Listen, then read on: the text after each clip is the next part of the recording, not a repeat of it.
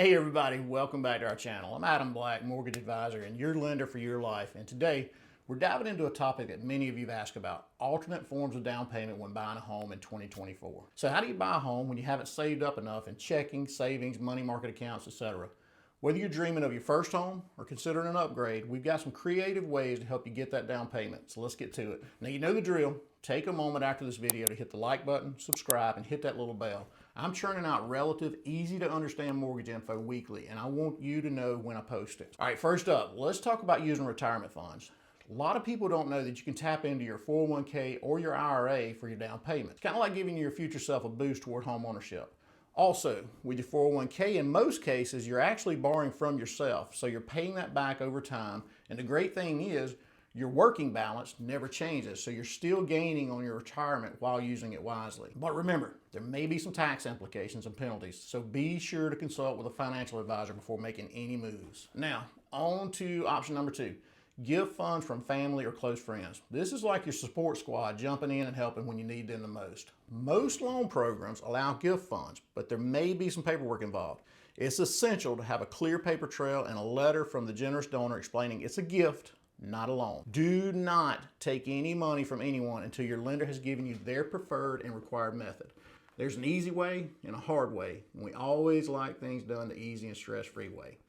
Now, remember, this is a gift, so the donor will sign a document saying they expect no repayment.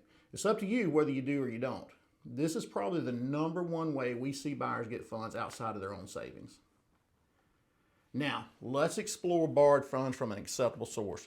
This could be a personal loan or even a loan from your retirement account, as we talked about before. Just be cautious. Taking on debt for your down payment means added monthly payments. Make sure you're comfortable with the terms and the interest rates before jumping in. Also, in the majority of cases, the loan will have to be secured by something material. One common way to do this for current homeowners is to draw money from the equity of their home through a home equity line of credit, or what we call in the industry a HELOC. This allows you to close on your new home before selling your existing and has been real popular the last few years as hot markets have required contingencies to sell to be removed from offers to make them more attractive. Now, if you'd like to discuss your own unique situation, feel free to reach out to me at the contact info below. I'm licensed in almost every state, and if I can't help you, I have an extensive network of professionals across the country that will give you the same level of service that my team will. Now, let's get creative. Have you ever thought about selling stuff you no longer need? Funds from the sell items in your closet, in your garage, or that unused exercise equipment can add up. It's kind of like decluttering your life while saving up for your dream house, plus it feels good to kind of simplify things. Now make sure you track it all. Large deposits not from your normal income will likely be asked about, and you'll need to be able to show a paper trail. This rings true especially with large items like cars, boats, recreational vehicles. Do not take cash or money orders. Make them give you a certified funds check that you can verify with their bank is good, and do a bill of sale. That way everything is trackable. Last but not least, let's talk about down payment assistance programs or grants. There are various programs out there designed to help homeowners with their down payments.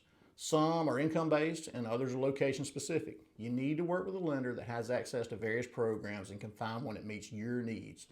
Some of these, they don't even require payback, so you're getting free money. So do your research or check with a local lender or your housing agencies to see if you qualify. So there you have it, 5 creative ways to fund your down payment in 2024. Remember, each option comes with its own considerations, so it's crucial to do your research and consult with professionals. Your dream home could be closer than you think. As always, if you found these tips helpful, give us a thumbs up and subscribe for more home ownership advice. If you have questions or other topics you'd like for us to cover, drop them in the comments below. As always, thanks for tuning in, and until next time, happy house hunting.